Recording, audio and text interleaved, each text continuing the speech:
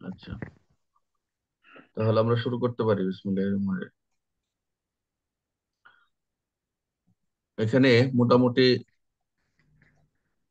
Total এই নারী শিশু নির্যাতন দমন আইনে 2000 সাল সংশোধনী 2003 আমরা এটা সংশোধন হয়েছে তোমার 2020। ঠিক আছে, তো জি স্যার। সমস্যা নাই। আমরা এখানে মোটামুটি ধারা পড়ব 34টা। 34টি ধারা রয়েছে এখানে। সংশোধনী হয়েছে তোমার এই যে 32-এর ক, কিছু কিছু 31-এর ক, এগুলো ছিল না, দুই একটা ধারা। অসুবিধা নাই, আমরা এগুলা মোটামুটি আমরা দেখে আসবো। আমরা এক এক 2-3 মিনিটে আমরা হেডলাইন গুলো একটু দেখে আসি। এখানে কোনো কঠিন কোনো হেডলাইন আছে কিনা, মানে অর্থাৎ সূচিপত্র। প্রথমে দেখো, একটু পাতা তোমরা একটু উল্টায় যাবা। প্রথম হচ্ছে দেখা যাচ্ছে আমরা একে বলা হচ্ছে সংক্ষিপ্ত শিরোনাম। আমরা সবসময় সংক্ষিপ্ত শিরোনামটা পড়ি যে কত সালে এটা অভিহিত হয়েছে, কত সালে আইনটা আইনটা করা হয়েছে, তাই না? তাহলে আমরা একে জি পাইলাম সংক্ষিপ্ত শিরোনাম। তারপর হচ্ছে দুইয়ে দেখতে পাচ্ছি সংজ্ঞা। একটু দেখে দেখে যাও। তিনে হচ্ছে আইনের প্রাধান্য। দেখো তিন ধারাটা আমরা সব জায়গায় কিন্তু এই ধারাটা একই পাই, যে আইনের প্রাধান্য, এই আইনের বিধানাবলী, তাই না?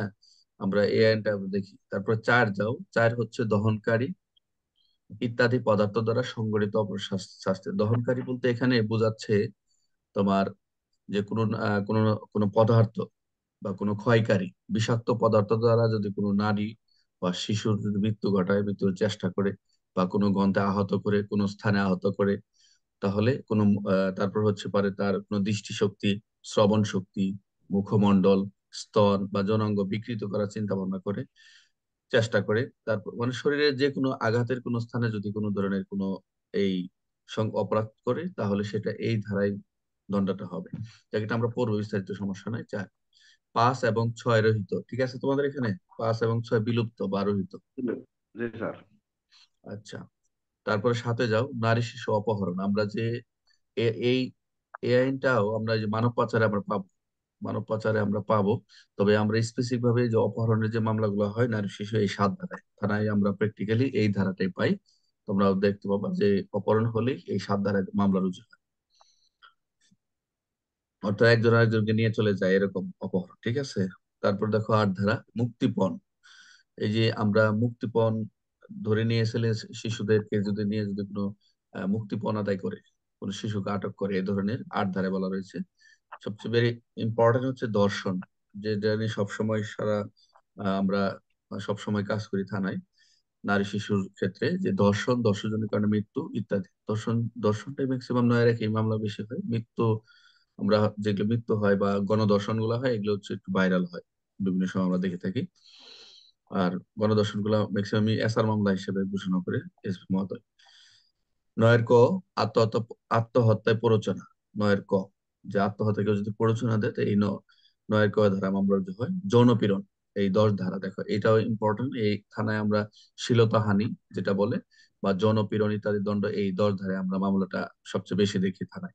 ঠিক আছে, তুমি রাস্তায় হেঁটে যাচ্ছ, কোনো সে নারীর প্রতি যদি তুমি কোনো ধরনের যে শ্লীলতাহানির কোনো বিষয় আসে, হ্যাঁ, কোনো বস্তু নারী শিশুর জন্য যৌন অঙ্গ স্পর্শ করা হয় বা চরিতার্থ করার ক্ষেত্রে, এই ক্ষেত্রেই জনপীড়ন। আচ্ছা, যৌতুকের জন্য মৃত্যু ঘটানো 11, ভেরি ইম্পর্টেন্ট। এটা আমরা মানে নারী শিশুদের, নারীদের কোনো কিছু হলে যৌতুকের দাবিতে তারা মামলা করে। ঠিক আছে, যৌতুকের জন্য মারধর করে, এই ধারা। তারপর দেখো 12, ভিক্ষাবৃত্তি উদ্দেশ্যে শিশুকে অঙ্গহানি করা। এটা আমরা প্রায়, এটাও খুব কমই দেখা যায়। এটা আগে হতো, কিন্তু এটাও প্রায় এ ধরনের মামলা আমরা খুব কমই পেয়েছি, যে ভিক্ষাবৃত্তি করা যায় শিশুকে অঙ্গহানি ডাক্তারে করে, এরকম যদি পাই। তোমরা কি শুনতে পাচ্ছ আমার কথা? জি স্যার, শুনতে পাচ্ছি। ওকে, আমরা একটু হেডলাইন গুলো দেখে আসতেছি, আমরা পরে বিস্তারিত যাবো আর কি। আচ্ছা, তারপরে দেখো আমরা দর্শনের ফলশ্রুতিতে 13, দর্শনের ফলশ্রুতিতে জন্মলাভকারী শিশু সংক্রান্ত বিধান। শব্দ হচ্ছে কারো দ্বারা, তো তোমাদের মামুন, আনমিউট করে দিই মামুনকে, দেখি। মামুন তো শুনতে পাচ্ছ না? জি স্যার। আচ্ছা, ওকে। তাহলে আমরা দর্শনের ফলশ্রুতিতে যদি কোনো শিশু জন্ম লাভ করে, সেক্ষেত্রে শিশু সংক্রান্ত বিধানগুলো কি হবে, এটা ভেরি ইম্পর্টেন্ট রিটেনের জন্য, ভেরি ইম্পর্টেন্ট এটা। যেভাবে আছে এভাবে মুখস্থ করে ফেলতে হবে। 14 সংবাদের মাধ্যমে নির্যাতন নারী, এটা আরো ভেরি ইম্পর্টেন্ট, কয়েকবার পরীক্ষা আসছে। এই এই প্রশ্ন 14 ধারাটা কয়েকবার পরীক্ষায় আসছে।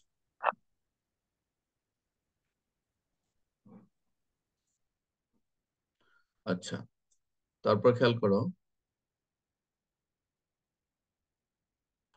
15, এই এই 14 ধারাটা তোমরা এখানে যেভাবে আছে সাজা সহ মুখস্থ করবা, কারণ এটা রিটেন পরীক্ষার সময় প্রায় আসে। ভবিষ্যতে সম্পর্কিত অর্থ অর্থ আদায়, অর্থদণ্ড আদায়, অর্থাৎ যিনি ক্ষতিগ্রস্ত হবেন, অর্থাৎ এই ক্ষতিগ্রস্ত ব্যক্তি ক্ষতিপূরণ হিসেবে এই আদায় করতে পারবে, কে আদায় করবে আমরা এগুলো করবো। তারপর হচ্ছে 16 অর্থদণ্ড বা ক্ষতিপূরণ আদায়ের পদ্ধতি। 16 মিথ্যা মামলা, 17 এটাও তোমাদের একই অবস্থায়, এটাও তোমরা এখানে যেভাবে আছে 17 ধারাটা খুব ইম্পর্টেন্ট, মুখস্থ করে ফেলো, মিথ্যা মামলা দায়ের। 18 হচ্ছে তদন্ত, এটা আমরা দেখবো, 18 তদন্তের কথা বলা রয়েছে। তারপর হচ্ছে 19 অপরাধ বিচারার্থে গ্রহণ, জামিনের কথা বলা রয়েছে। বিচার পদ্ধতিটা কিভাবে হবে, বিষয়ের কথা 20। তারপর 21 হচ্ছে আসামের অনুপস্থিতি বিচার। 22 হচ্ছে ম্যাজিস্ট্রেট কর্তৃক যে কোনো স্থানে জবানবন্দি গ্রহণের ক্ষমতা, ভেরি ইম্পর্টেন্ট। আমরা এই আহ, তোমার শহীদ, এই ধারাটা আমরা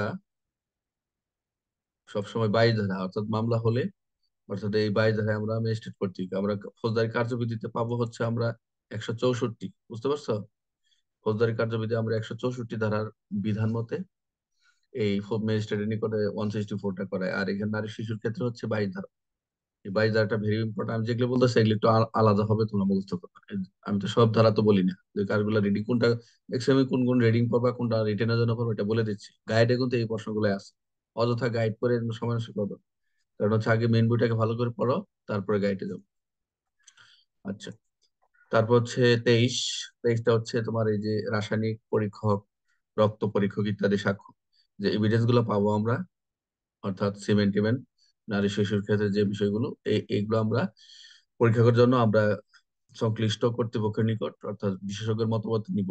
এই সংশ্লিষ্ট আগ্নেয়াস্ত্র বিশারদ বলো, এই যে উপরে বলা আছে, চিকিৎসক, রাসায়নিক পরীক্ষক, সহকারী রাসায়নিক পরীক্ষক, হস্তলিপি, এইসব। যাই হোক এগুলো আমরা পড়বো। 24 ভেরি ইম্পর্টেন্ট, পরীক্ষায় তোমাদের এটা আসছিল যে সাক্ষীর উপস্থিতি, মানে সাক্ষী হাজির করার দায়িত্ব কার, এটা এমসিকিউ প্লাস রিটেন। এটা অনেকে এগুলা পড়ে নাই, যার ফলে অনেকে ধরা গেছে। এগুলা তোমার মোটামুটি ভালো করে পড়তে হবে। 24টা সমনের কথা বলা হয়েছে, আমরা ফৌজদারি কার্ড যদি 68তে পাবো সমন, তো এখানে সমন জারি, আর এখানে নারী শিশুর ক্ষেত্রে স্পেসিফিক বলা রয়েছে যে সাক্ষী হাজির করার দায়িত্ব কার। সাক্ষীর হাজির করার দায়িত্ব সবগুলো পুলিশের, কিন্তু স্পেসিফিক ভাবে এখানে অফিসার ইনচার্জের কথা বলা রয়েছে। হ্যাঁ, তারপরে দেখো ফৌজদারি কার্যবিধির প্রয়োগ, সব আইনেই বলা রয়েছে একই কথা, যে অন্য এই আইনের বিধানাবলী এই ফৌজদারি কার্যবিধির বিচারের ক্ষেত্রে দায়রা আদালতে কি হবে, তদন্ত বিচার নিষ্পত্তির ক্ষেত্রে এই ধারা প্রযোজ্য হবে। তারপরে দেখো 26 নারী শিশু নির্যাতন দমন ট্রাইব্যুনাল, অর্থাৎ এই আদালত হচ্ছে একটি নারী শিশু নির্যাতন ট্রাইব্যুনাল, ট্রাইব্যুনাল নামে অবহিত হবে। আবার ট্রাইব্যুনালের এখতিয়ার কি কি রয়েছে, এখানে কিছু কথা রয়েছে, এগুলো আমরা রিডিং করে নেবো। এখানে ভেরি ইম্পর্টেন্ট 2-3টি পয়েন্ট আমাদের মুখস্থ রাখতে হবে। আপিল, দেখো আপিলের কথা বলা রয়েছে, আমি সবসময় বলি যে আপিল কোথায় করবে, হাইকোর্ট বিভাগ। 28 29-এ দেখো মৃত্যুদণ্ড, যে যদি তুমি কাউকে মৃত্যুদণ্ড করতে চাও বিজ্ঞ আদালত, তাহলে ফৌজদারি কার্যবিধি 374 বিধান অনুযায়ী হাইকোর্ট বিভাগে প্রেরণ করবে, এবং অনুমোদনের ব্যতীত, হাইকোর্ট বিভাগ অনুমোদন ব্যতীত অবশ্যই মৃত্যুদণ্ড কার্যকর করা যাবে না বলা রয়েছে। অপরাধের প্ররোচনা সহায়তা, আমরা এই অধ্যায়ের অর্থাৎ এই বিধানে এই 30 ধারায় বলা রয়েছে, কেউ যদি সহায়তা করে, প্ররোচনা দেয়, সহায়তা করে, এই ক্ষেত্রে এই ধারাটা যোগ হয়। কথা বলছো, তোমার দর্শনের ক্ষেত্রে আসতে পারে, যৌতুকের ক্ষেত্রে আসতে পারে, অপহরণের ক্ষেত্রে আসতে পারে 37, ঠিক আছে, গণধর্ষণ, এগুলো হতে পারে। তো এই 30 ধারাটা একটু ভালো করে দেখে নিতে হবে আমাদের। তারপর আসো নিরাপত্তামূলক হেফাজত, এটা শিশুর ক্ষেত্রে ট্রাইব্যুনালের 31-এর ক জবাবদিহিত রয়েছে, 32-এর ক,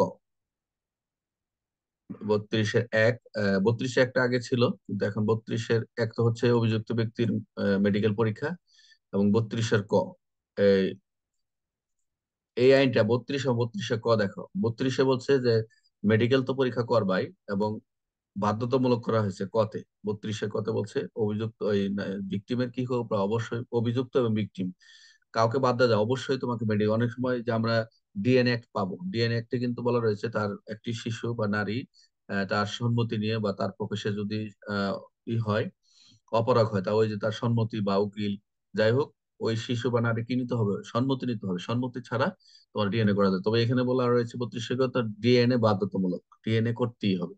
এই তোমার 32 ক থেকে একটা প্রশ্ন আসলে 32 কটা আমরা একটু পড়বো। শহীদ, মোটামুটি কোনো কঠিন হেডলাইন আছে যে কঠিন? তোমার কথা তো মিউট হয়ে আছে, শোনা যাচ্ছে না। হ্যাঁ না ঠিক, স্যার। আচ্ছা ঠিক আছে। ওকে, তাহলে আমরা এখন একটু বিস্তারিত যাই, হ্যাঁ আস্তে আস্তে। আমরা 2-3 দিনে শেষ করবো এই ধারাটা, কারণ হচ্ছে একটু ভালো করে পড়লে তোমাদের বারবার আমরা সর্বোচ্চ 2-3 বার রিভিশন করার সময় পাবো। ঠিক আছে, আচ্ছা ঠিক আছে, তারপর আমরা এখন চলে যাই বিস্তারিত।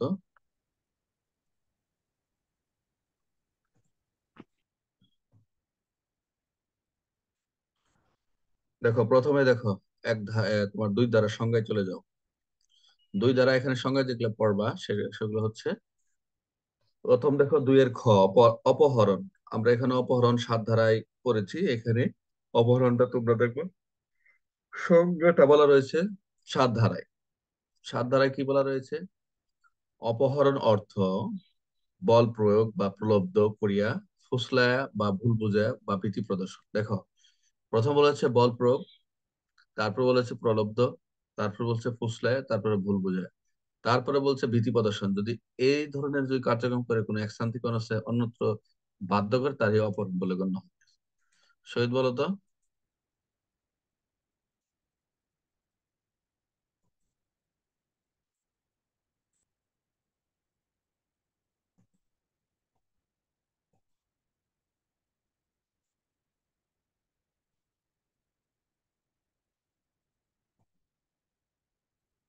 তোমার কথা শুনতে পাইনি, ওই যে মিউট করা তোমার এখানে। হ্যাঁ, স্যার এখানে অপহরণ অর্থ স্যার, হুম, বলো। অপহরণ অর্থ বল প্রয়োগ, উপলব্ধ, প্রথম হচ্ছে ফুসলাইয়া। বল প্রয়োগ, প্রথম হচ্ছে বল প্রয়োগ। এমসিকিউ দিতে পারে যে অপহরণের ক্ষেত্রে নিম্ন বর্ণিত কোনটি সঠিক নয়। এখন যদি খালি হেডলাইন পড়ে চলে যায় তাহলে হবে, কিছু কিছু জিনিস মুখস্থ রাখতে হবে। এই 7 ধারার সাথে যখন তুমি এই অপহরণটা মুখস্থ করবে, তখন তুমি এইখানে এই সংজ্ঞাটা পড়লে তোমার সমস্ত অপহরণ ক্লিয়ার। পেনাল কোডে যে আমরা অপহরণ পাবো, তো নারী শিশুর ক্ষেত্রে অপহরণ পাইলাম, এদিকে মানব পাচারও আমরা পাইতে পারি। তো এগুলো খেয়াল রাখতে হবে পার্থক্যগুলো কি। তো প্রথম হচ্ছে বল প্রয়োগ। বল প্রয়োগ শব্দটা আমরা কিন্তু পেনাল কোডের পাবো, বল প্রয়োগ শব্দটা। প্রলব্ধ করে এটাও পাবো, ফুসলায়া এটাও পাবো, ভুল বোঝায়া বা ভীতি প্রদর্শন, ভীতি প্রদর্শন মানে ভয়ভীতি হুমকি, 506 প্যানেল করে বলা রয়েছে, এটাও আমরা পাবো। তাহলে কয়টা বিষয়? বল প্রয়োগ 1, প্রলব্ধ করিয়া 2, ফুসলায়া 3, ভুল বোঝায়া 4, ভীতি প্রদর্শন 5টা বিষয় মিলে যদি এক আচ্ছা। স্থান থেকে অন্য স্থানে যদি তাদেরকে নিয়ে যেতে বাধ্য করে, সেই ক্ষেত্রে অপহরণ বলে গণ্য হবে। মামুন,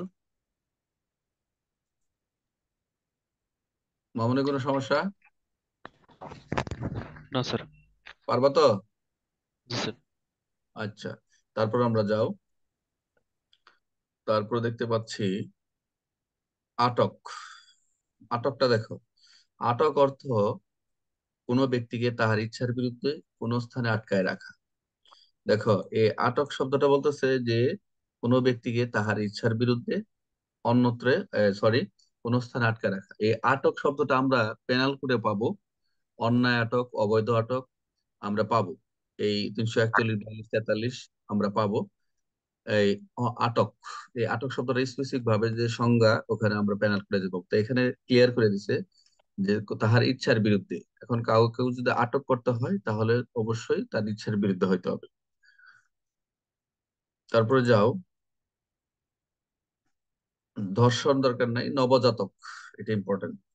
2-এর শিশু অর্থ অনূর্ধ্ব 40 দিন বয়সের কোন শিশু। নবজাতক শিশু বলতে অনূর্ধ্ব 40 দিন বয়সের শিশু। এখানে এমসিকিউ দিতে পারে যে কত বছর বয়সের নবজাতক শিশু বলে গণ্য হচ্ছে। এমসিকিউ কত, 40 দিন, 45 দিন, এরকম দিতে পারে। ঠিক আছে, তাহলে নবজাতক শিশু অর্থ অনূর্ধ্ব 40 দিন বয়সের, এটা এমসিকিউ। তারপর যে নারী, নারী অর্থ যে কোনো বয়সের নারী, এটা এমসিকিউ দিতে পারে যে নারী বলতে নিম্ন কত, 40 বছর, 20 বছর, 21 বছর, যে কোনো বয়সে, তখন উত্তর হবে যে কোনো বয়সে, ছতে। এখন আসো, মুক্তিপণ ইম্পর্টেন্ট। আমরা মুক্তিপণ পাইলাম আট ধারায়। আমরা নারী শিশু আমরা আট ধারায় পড়েছি। তো এখানে গিয়ে দেখো, না, মুক্তিপণ বলছে যে অর্থ, আর্থিক সুবিধা অবা অন্য বা অন্য যে কোনো ধরনের সুবিধা। এই মুক্তিপণ শব্দটা আমরা এখন দেখলাম যে আর্থিক সুবিধা হতে পারে, কাউকে ফোন দিয়ে বলতে পারে যে আমাদের 1 কোটি টাকা দাও, এটা একটা মুক্তি, অর্থাৎ অন্য যে কোনো সুবিধা নিয়ে এই কাজটাকে মুক্তি দিতে পারে। ঠিক আছে, আমরা এটা পাই। তারপর খেয়াল রাখো, যৌতুক। যৌতুকের কোনো আছে? আমরা যৌতুক নিরোধ আইন পড়ছি না, শহীদ? যৌতুক নির্যাতন আইনে আছে স্যার। হ্যাঁ, তাহলে আমরা কিন্তু ওখানে যৌতুকটা আমরা পড়েছি, যে যৌতুকের এখানে অর্থটা জাস্ট এখানে তোমরা এটা রিডিং করে নিবে, এটা আমি পড়ার কিছু নাই। ওখানে সুন্দর করে পড়ছি। এখানে জাস্ট শরীর যৌতুকটা আমরা শরীর এবং সহায়তা একটু দেখে নিবা, এখানে কিছু নাই। তোমরা টতে চলে যাও, ভেরি ভেরি ইম্পর্টেন্ট। টতে হচ্ছে শিশু অর্থ অনধিক। এখানে ওই যৌতুক মোটামুটি কাছাকাছি মিল আছে, শর্তগুলা দিচ্ছে। শর্তগুলা মোটামুটি যদি পরীক্ষায় আসে, যৌতুক অর্থ কি, পরীক্ষা যৌতুক যৌতুককে কিভাবে সংজ্ঞায়িত করা হয়েছে, তাহলে স্পেস যদি নারী শিশুর কথা বলে, তোমরা উল্লেখ করবা নারী শিশু নির্যাতন দমন আইনের 2000 সংশোধনী 3 এর সংশোধিত 2020, এভাবে লিখতে পারো, অথবা 2003 এর এই ইও লেখে যৌতুক অর্থ যদি, তাহলে এটা রাখবা। আর যদি যৌতুক নিরোধ আইন 2000, আমরা কত বলেছি, 17 না 18, তখন তোমরা ওই এই যৌতুকটাকে লিখবে, যেটা তোমার সুবিধা হয় লিখতে, তোমার নাম্বার দিয়ে দিবে। আর যদি স্পেসিফিক ভাবে দুইটাই উপস্থাপন করো যে এই আইনে এই বলা হয়েছে, এই আইনে বলে, কোনো সমস্যা নেই। কথা বুঝছো? সময় অনুযায়ী তোমরা মেনটেন করো। সময়টা কত, 3 মিনিট, 4 মিনিট, 5 মিনিট। তোমরা বেশি একটা প্রশ্ন যদি 20 মিনিট পার করে ফেলো, তাহলে অন্যান্য তথ্য রাখাইতে হবে, কারণ তোমাদের সময় কম। ঠিক আছে। শিশু, 2 এর এটা কি স্যার যে নারী ও শিশু নির্যাতন দমন আইন 2000 দিয়ে তারপরে সংশোধন একবার 2020 দিয়ে দিব, এই তো স্যার? হ্যাঁ, 2020 দিয়ে দিবা, কোনো সমস্যা নেই। 2020 দিলেই হবে। আমরা এখন মামলা এখন আমরা রুজু করতেছি নারী শিশু নির্যাতন দমন আইন 2000 সংশোধন 2003 দিয়ে রুজু হচ্ছে। তো 20 দিলেও কোনো সমস্যা, যেহেতু 20 সংশোধন হয়েছে, তোমরা 20 দিবা, কোনো সমস্যা নেই। ঠিক আছে, যেহেতু প্রতিস্থাপিত করা হয়েছে, কোনো সমস্যা নেই, মার দিবি। তাহলে কারণ আইন যেখানে শুধু সেকশন চেঞ্জ করছে, তোমার 32 এর ক, 31 এর ক, এই আর ওগুলো সব তো ঠিকই আছে। তাহলে দেখো, দুই আর টতে বলছে শিশু অর্থ এই যে 16 বছরের বয়সে কোনো ব্যক্তি, 16 বছরের কোনো, যে কোনো 16 বছর বয়সে কোনো ব্যক্তি, আমরা এই যে শিশু আইনে পাবো। 18 বছরের এই কথা 16 বলতে। বছর কম স্যার, এটা 16 বছরের নিচে না স্যার, অনধিক কইছে যে নাকি? হ্যাঁ হ্যাঁ হ্যাঁ, অনধিক নিচে। আমরা শিশু আইনে 18 বছর পাবো। তো এই যে এখানে আমরা নবজাতক পাইলাম, নারী পাইলাম, তারপর হচ্ছে শিশু পাইলাম। তো এই খেয়াল রাখবা যে নারী শিশুতে কথা বলা রয়েছে, শিশু আইনে কথা বলা রয়েছে। আমরা এই বিষয়গুলো তোমরা একটু খেয়াল রাখবা। তো খেয়াল রাখলে তোমাদের মোটামুটি এই এমসিইউ এখান থেকে এগুলো থেকে আসে যে কনফিউশন কোনটা দিবে, অনধিক, অনূর্ধ্ব, এগুলো খেয়াল রাখবা, যে শব্দগুলা শব্দগুলা খেয়াল রাখবে, মুখস্থ করার বিষয়। দেখো, ঠতে হাইকোর্ট বিভাগ। হাইকোর্ট বিভাগ অর্থ, নারী শিশু হাইকোর্ট বিভাগ অর্থ বলতে কি বোঝায়, নিম্নবর্ণিত কোনটি সঠিক বা কোনটি সঠিক নয়। যে বাংলা সুপ্রিম কোর্টের হাইকোর্ট বিভাগ, এই যে এই হাইকোর্ট বিভাগ অর্থ হচ্ছে বাংলাদেশ হাইকোর্ট বিভাগের সুপ্রিম কোর্টের হাইকোর্ট বিভাগ। এখন আসো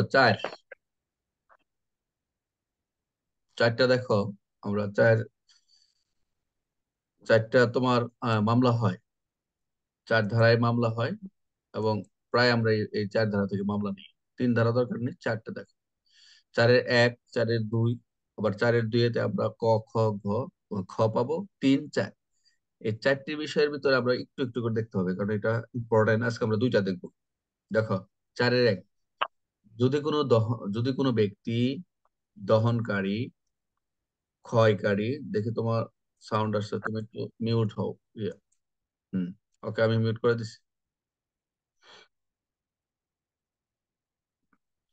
4-এর 1 বলতেছে এখানে এই আইনে যে যদি কোনো ব্যক্তি দহনকারী, ক্ষয়কারী অথবা বিষাক্ত পদার্থ দ্বারা, দেখো কি কি বিষয়, যদি কোনো ব্যক্তি দহনকারী, একটু মনোযোগ দিয়ে পড়বা, তাই দেখবা হয়ে গেছে, ক্ষয়কারী অথবা বিষাক্ত পদার্থ দ্বারা কোনো শিশু বা নারীর মৃত্যু ঘটান বা মৃত্যু ঘটানোর চেষ্টা করেন, তাহলে উক্ত ব্যক্তি মৃত্যুদণ্ডে যাবজ্জীবন সশ্রম কারাদণ্ড দণ্ডনীয় হইবেন এবং ইহার অতিরিক্ত অনুরোধ 1 লক্ষ টাকা অর্থদণ্ডে দণ্ডনীয় হইবেন।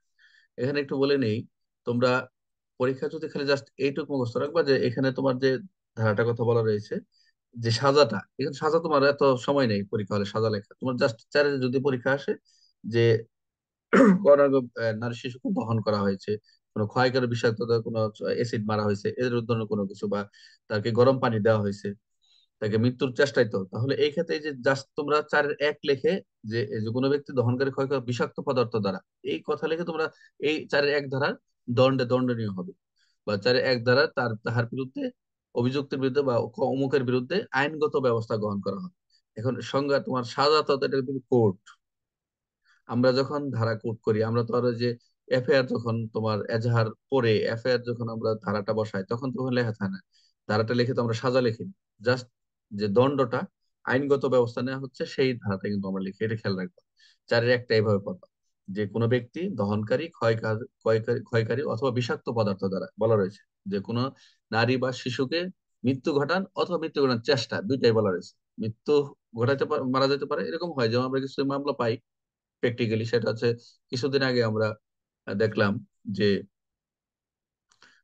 একটা শিশু শিশু বাচ্চা তোমার ওই চায়ের দোকানের সামনে গেছে। সে তারপর সে খেলতেছে আর কি, চায়ের দোকানের পাশে যে খেলতেছে, পাশে ছিল তোমার ওই যে চার কেতলি গরম পানি। হ্যাঁ, সে খেলতে খেলতে হঠাৎ করে ওই কেতলিটা তার পড়ে গেছে। পড়ে গেছে বলতে কেতলি তার গায়ে পড়ে গেছে সোজা কথা। তখন আর কি ওই তাড়াতাড়ি হসপিটাল নিয়ে গেছে, মোটামুটি 25% বার্ন, বুঝছো, তারপরে মারা গেছে এই শিশু বাচ্চাটা। এখন তার বিরুদ্ধে কিন্তু মামলা দেওয়া হয়েছে, এই যে নারী শিশু 4 ধারা, বুঝতে পারছো? তো এখন গরম পানি। আরেকটা হচ্ছে দেখা গেছে না, স্বামী স্ত্রী ঝগড়া করতেছে। আমি আরেকটা তেজগাঁও মামলা পাইছি।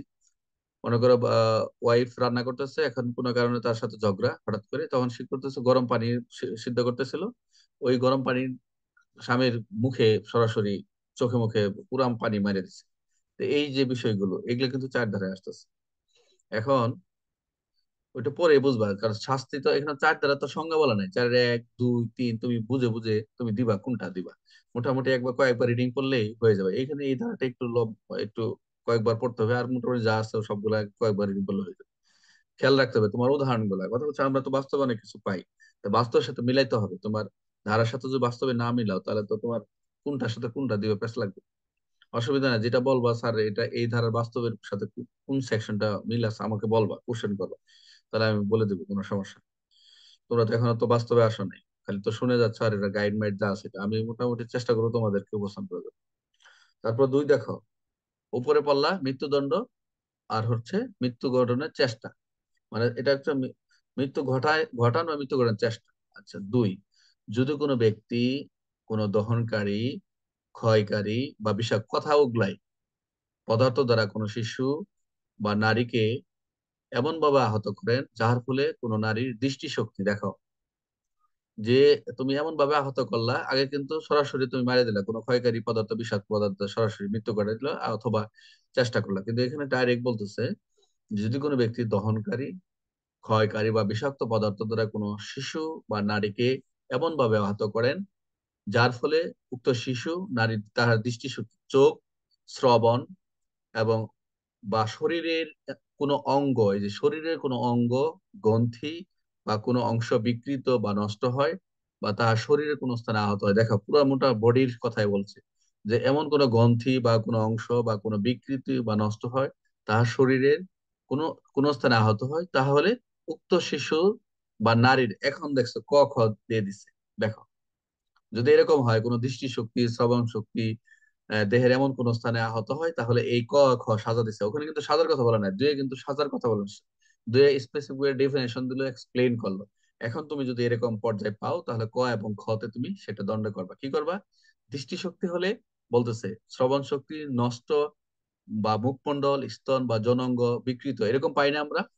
এরকম তো পাই, শুনি আমরা, খবরে নিউজে পড়ি, যে জাতীয় পত্রিকা গুলোতে আমরা দেখি, টেলিভিশন দেখি। নষ্ট হওয়ার ক্ষেত্রে উক্ত ব্যক্তি মৃত্যুদণ্ড। এই যে আবার মৃত্যুদণ্ডের কথা বললো, সশ্রম কারাদণ্ড হবে, জরিমানা 1 লক্ষ টাকা। তাহলে এখানে আমরা কি পাবো, যে এই দৃষ্টি শরীরের কোনো অংশ যে এমন ভাবে আহত করে, সেটা যদি স্পেসিফিক স্তন হয়, মুখমণ্ডল হয়, যৌনাঙ্গ বিকৃতি নিশ্চিত করে, এই ক্ষেত্রে ক। আর খতে বলছে শরীরের কোনো অন্য কোনো অঙ্গ, দেখো, শরীরের অন্য কোনো অঙ্গ, গ্রন্থি অংশ বিকৃতি নষ্ট হওয়ার বা শরীর কোনো স্থানে আঘাত পাওয়ার ক্ষেত্রে, এই যে নষ্ট হওয়ার ক্ষেত্রে, আঘাত পাওয়ার ক্ষেত্রে, মানে সেটা নষ্ট হয়েছে বা আঘাত পাওয়ার ক্ষেত্রে স্বাভাবিকভাবে বোঝা যায়। মানে দেখা গেছে নর্মাল স্বাভাবিকভাবে পানি মারছে, মানে একটু ফুলে গেছে, চলে গেছে, এরকম হয় না?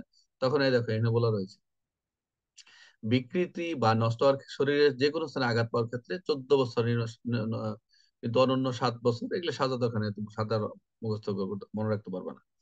তাহলে আমরা 14 এই 4-এর 1 আমরা সাজা পাইলাম, 2-এ আমরা ব্যাখ্যা পাইলাম, এরপরে ক খ তে আমরা সাজা পাইলাম। আর 3-এ দেখো, 3-এ যে কি কি হচ্ছে, শুধু 3টাই দেখো।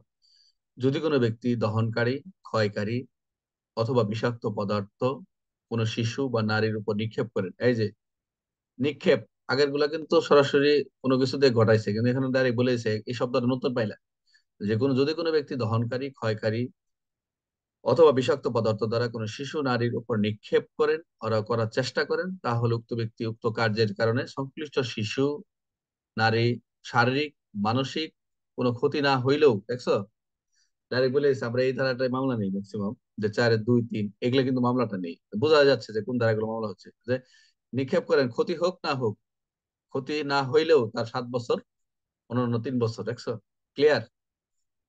তাহলে মোটামুটি 4-এর 1 আমরা সাজা পাইলাম, 2 আমরা ব্যাখ্যা বিশ্লেষণ দিয়ে আমরা সংজ্ঞা গিয়ে আমরা ক খ হতে পেলাম, তারপর 3-এ আমরা আরেকটু এক্সপ্লেন পাইলাম।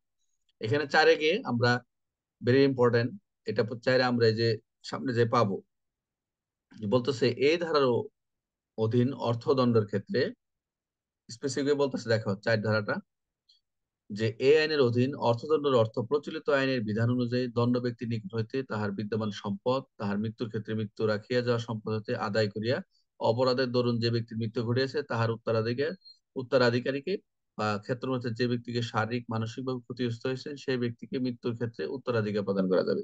মানে এই ধারাটা হচ্ছে, তুমি যে ক্ষতিগ্রস্ত হইলা, আর তুমি তুমি ক্ষতিগ্রস্ত বেঁচে আছো, এখন যে তোমাকে ক্ষতিগ্রস্ত করেছে তার কাছ থেকে সে যদি আহ সে যদি মারাও যায়, অথবা সে যদি কিছু রেখে সম্পদ রেখে যায়, তার কাছ থেকে সে জরিমানা নিয়ে তার কাছে দিতে পারবা। আর তুমি যদি মারা যাও, তোমার পরবর্তী উত্তরাধিকার যে থাকবে সে এই ক্ষতিগ্রস্তের অর্থটা পাবে। এই কথাটা বলা রয়েছে এখানে। আমরা এই সামনে যে পাবো অর্থ আদায়ের দণ্ড, অর্থ আদায়ের পদ্ধতি, তারপরে যে আমরা শিশুর ক্ষেত্রে দর্শনের শিশুকে জন্ম লাভকারী আমরা পড়লাম, ওখানে যে আমরা পাবো যে কে পাবে এই টাকাটা বা সম্পত্তি বা যেটাই হোক। তাহলে আমরা 4 ধারা কোনো সমস্যা আছে শহীদ মামুন?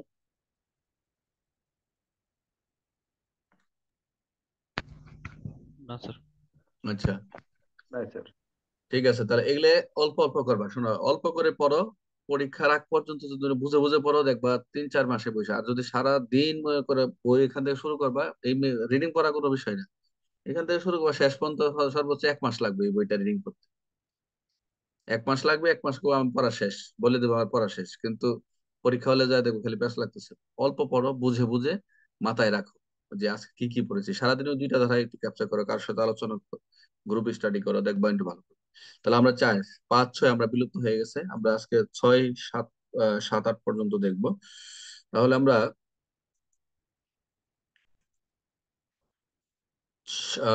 5-6 আমরা বাতিল, হয়তো রহিত হয়ে গেছে। 7 দেখো, নারী অপহরণের নারী ও শিশু অপহরণ। আমরা অপহরণের সংজ্ঞা তো আমরা দেখেছি, আমরা ওখানে পড়েছি কি, যে বল প্রয়োগ বা প্রলব্ধ বা ফুসলে বা ভুল বুঝে বা ভীতি প্রদর্শন, এই 5টা বিষয় আমরা অপহরণ করেছি। এখানে এই শাস্তি, এই নারী শিশু নির্যাতন দমন আইনে 7 ধারায় সাজার কথা বলা রয়েছে। বলা রয়েছে, যদি কোনো ব্যক্তি কোনো অপরাধ সংগঠনের উদ্দেশ্য ব্যতীত অন্য অন্য কোনো উদ্দেশ্যে কোনো নারী শিশুকে অপহরণ করেন, তাহলে যাবজ্জীবন কারাদণ্ড অনন্য 14 বছর সশ্রম কারাদণ্ড দণ্ডনীয়, ইহার অতিরিক্ত অর্থদণ্ড। তবে এই অপহরণের সাজাটা হচ্ছে 14 বছর, 14 বছরের কথা বলছে, এবং অনন্য অতিরিক্ত অর্থদণ্ডের কথা বলা রয়েছে। এগুলো জাস্ট একবার করে পড়লেই হবে, যে নারী শিশু অপহরণ শাস্তি হচ্ছে 7 ধারা। ক্লিয়ার? আচ্ছা, 8 আসো। আমরা মুক্তিপণ পড়েছি, বুরকের 2-এর বুরকের ঝ আমরা মুক্তিপণ পড়েছি। মুক্তিপণ আমরা 2-এর কত পড়লাম, বুরকের ঝ। হ্যাঁ, মুক্তিপণ অর্থ আর্থিক সুবিধা, অন্য যে কোনো ধরনের সুবিধা। তারপর হচ্ছে, এখানে দেখো, যদি কোনো ব্যক্তি, 8 ধারা, যদি কোনো ব্যক্তি মুক্তিপণ আদায়ের উদ্দেশ্যে কোনো নারী শিশুকে আটক করেন, তাহলে, আবার বলছি, যদি কোনো ব্যক্তি মুক্তিপণ আদায়ের উদ্দেশ্যে কোনো নারী শিশুকে আটক করেন, তাহলে মৃত্যুদণ্ডে, যাবজ্জীবন সশ্রম কারাদণ্ডে, অর্থাৎ ইহার অতিরিক্ত দণ্ডে দণ্ডিত হবে। এখানে খেয়াল করো, সবসময় শহীদ, সবসময় খেয়াল রাখবা, সকালবেলা উঠে পড়াটা একবার প্রথম থেকে রিভিশন দিবা, যা যা পড়াচ্ছি পিছন থেকে রিভিশন দিয়ে চেষ্টা করো। আমি পুরা 40টা আইন আমি 1 ঘন্টা রিভিশন দিই, 40টা আইন 1 ঘন্টা রিভিশন দিই, কিভাবে সম্ভব? তুমি বলতে পারো পেনাল কোড, কার্যবিধি, মাইনর এক, সাক্ষ্য আইন, এগুলা আবার মোটামুটি মাথায় রাখছি, মানে ঠুটে। আর গুলা হচ্ছে জাস্ট চোখ বুলাই, মোটামুটি একবার আমি পড়তে পারি মোটামুটি। এই যে আমার যে সিলেবাস, আর হচ্ছে তোমার কি বলে এটাকে, আমি যে তোমাদের শীট গুলো তৈরি করতেছি দিব, তোমরা মোটামুটি প্র্যাকটিস করলে তোমরা পাবা, কোনো সমস্যা নেই। তাহলে কি হবে, তোমাদের এই বই আর ধরা লাগবে না। মোটামুটি আমি তো মেন বই থেকে বারবার পড়াচ্ছি, তোমাদের মেন বইয়ের প্রতি মনোযোগ এমনি চলে যাবে। তোমরা আমার শীট গুলা পড়লে মনে করো মেন বইয়ে আছে, আমি এক্সট্রা কোনো প্রশ্ন তৈরি করতেছি না। এখানে দেখো, এই যে সংজ্ঞাগুলা, সংজ্ঞাগুলো এই কারণে পড়বো, অনেকে পড়ে না, পরে পড়ে না। আমি দেখো প্রত্যেকটা পড়ার সাথে সংজ্ঞার কিছু পড়ার আগে কিন্তু এখানে সংক্ষিপ্ত শিরোনাম দিছে। সংক্ষিপ্ত শিরোনাম দেওয়ার উদ্দেশ্য হচ্ছে তোমার এই মুক্তিপণ কথাটা, এই নবজাতক অর্থ কথাটা, শিশু অর্থ কথাটা, অপহরণ কথা, তারা সবাই প্যানেল করে চলে যাবে, অন্য অন্য সেকশনে চলে যাবে। এই জন্য দিছে যে এই পড়ার আগে সূচিটা সবসময় পড়া থাকলে তোমার সংজ্ঞাটা তোমার ক্লিয়ার হবে। অনেকে কিন্তু ওই যে মুক্তিপণ বুঝে না অনেক সময়, যে এখানে অপহরণ কি বোঝাচ্ছে। দেখো 5টা বিষয় রয়েছে, কিন্তু পরীক্ষা যে এমসিকিউ আসে অনেকে করবে, ভুল করবে। এই জন্যই পিছনে যেতে হয়।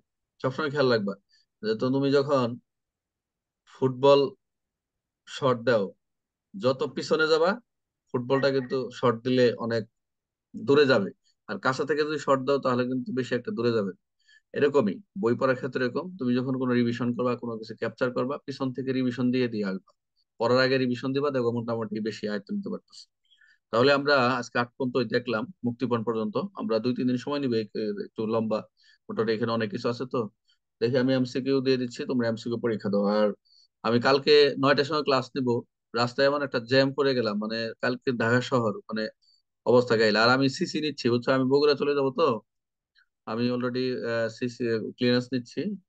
এই জন্য কালকে সারাদিন লেগে গেছে, আজকেও দুপুর পর্যন্ত লাগবে, অসুবিধা নেই। তোমাদের যে টাইম গুলা, আমি এই মোটামুটি জয়েন লিভে মোটামুটি তোমাদের ভিডিও তৈরি করে রাখতেছি, কোনো সমস্যা নাই। তোমরা টেনশন নিও না, তোমাদের আমি টাইম দেওয়া থাকবে, গ্রুপে টাইম দেবো, আমি সর্বোচ্চ চেষ্টা করবো, ঠিক আছে। আর যেদিন ক্লাসটা হবে না আমি তোমাদের বলে দেবো, এমসিকিউ দিয়ে দেবো, তোমরা এমসিকিউ পরীক্ষা দিবে।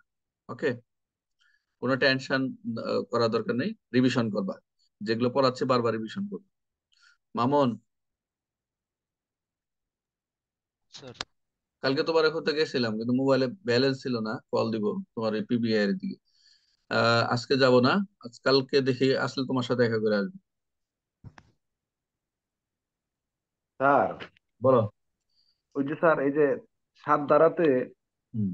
হেডলাইনে বলছে, বলছে যে যদি কোনো ব্যক্তি কোনো অপরাধ সংগঠনের উদ্দেশ্য ব্যতীত অন্য কোনো উদ্দেশ্যে কোনো নারী বা শিশুকে অপহরণ করে, মানে অন্য কোনো উদ্দেশ্য বলতে কি বুঝেছে স্যার এটা? এখানে শোনো, বলছে না এখানে আমরা অপহরণ অর্থ কি পেলাম, আমরা এই অপহরণের ক্ষেত্রে হবে, আর অন্য উদ্দেশ্য সঙ্গ ব্যতীত এখন দর্শন করতে গেছে, ওই যে বলে দিছে অন্য কোনো উদ্দেশ্য, স্পেসিফিক ভাবে অন্য কোনো উদ্দেশ্য মানে হচ্ছে দর্শন, আরো যে আমরা মানব পাচার বা অন্য উদ্দেশ্য ব্যতীত, এখানে জাস্ট অপহরণের ক্ষেত্রটাই আসবে, অন্য কোনো কিছু আসবে না। আমরা এই এই এই যে ভাগাই দিছে যে সংগঠনের উদ্দেশ্য ব্যতীত। স্যার এই 5টা স্যার। হ্যাঁ হ্যাঁ, এটাই এইটার ক্ষেত্রে হবে, আর অন্য উদ্দেশ্য তুমি এখন বুঝে নাও। এই আর কিছু লাগবে, তোমরা বই লিখবা না, তোমরা ডাইরেক্ট লিখবা যে এই ক্ষেত্রে নারী শিশু যদি অপহরণ করে, এবং ভাঙায় দিবা যে এই ক্ষেত্রে যদি একশো অনুসরণ করে তাহলে অপহরণ বলে গণ্য হবে। এবং এই ক্ষেত্রে নারী শিশু দমন আইন 2000 সংশোধন 2020-এর 7 ধারা মোতাবেক তার আইনগত ব্যবস্থা গ্রহণ করা যাবে। নিজের মতো লাগবে, ঠিক আছে। ঠিক আছে, ভালো থাকো। তোমার বেবি উঠে পড়ছে। আসসালামু আলাইকুম রহমতুল্লাহ। আসসালামু আলাইকুম স্যার।